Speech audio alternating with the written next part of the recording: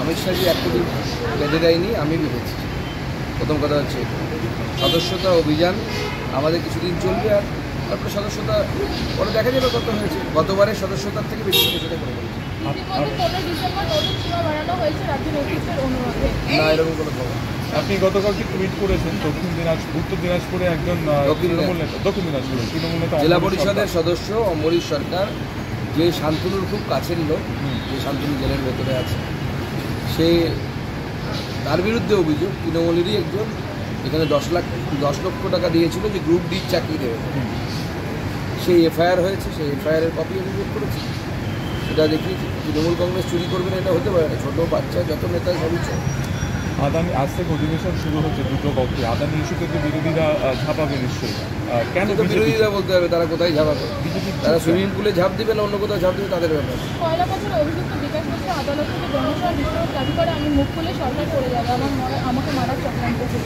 মুখ খুলে দেওয়া উচিত মরার আগে একটা তো ভালো কাজ করে যাক।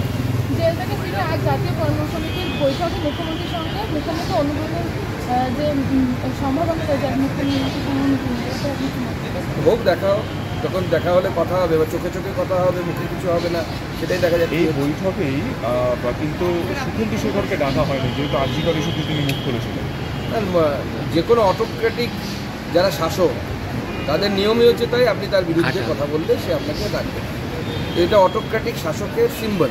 এরকম বহু অটোক্রেটিক শাসক আমরা দেখেছি পৃথিবীর ইতিহাসে, ইদি আমিন থেকে শুরু করে আরও অনেকে আছে, কিম জন উনকে দেখছি এখন। আমাদের এখানেও তার একটা লাইট ভার্সান আছে, অসুবিধা নেই। ইতিহাস পরবর্তী সময় ঠিক জায়গা মতো এদের স্থান করে দেয়।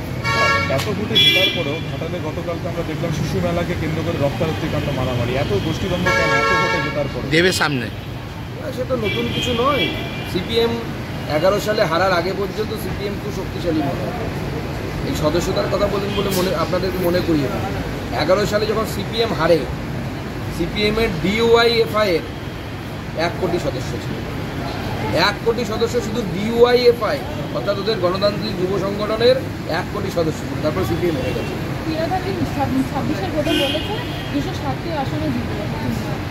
স্বপ্ন দেখা ভালো, কে মানা করছে? দেখতে বলুন, অসুবিধা কিছু নেই। স্বপ্ন দেখতে তো পয়সা লাগে না, পয়সা জমি ভরাট করে বাড়ি করলে পরে তখন পয়সা দিতে হয়। রাজ্য সভাপতি পদে এখনো পর্যন্ত স্থায়ীভাবে কেউ নেই, এ ব্যাপারে কি আপনি কিছু কথা বলবেন? রাজ্য সভাপতি করা আমার কাজ না, পার্টি আমাকে যে দায়িত্ব দিয়েছে আমি সেই কাজ করেছি। রাজ্য সভাপতির একটা পদ্ধতি আছে নির্বাচনে, সেই পদ্ধতি অনুসারে ভারতীয় জনতা পার্টি রাজ্য সভাপতি হয়। কিছু লোকের কাজ নেই, তারা চেঁচে। পাড়ায় যখন শনি পুজো হয় দেখেছেন তো, সাউন্ড বক্স বাজে, লোকে জানে গান হচ্ছে, কী গান হচ্ছে শোনে না। কিছু লোকের কাজ আছে ওরকম সাউন্ড বক্স বাজে।